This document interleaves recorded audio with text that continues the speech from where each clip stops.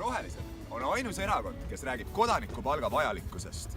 Kodanikupalk, see on revolutsioon! Ei, tegelikult ka. Ja just seetõttu käivitame Hollandi ning Soome eeskujul 1000 Tallinnast hõlmava kodanikupalga pilootprogrammi.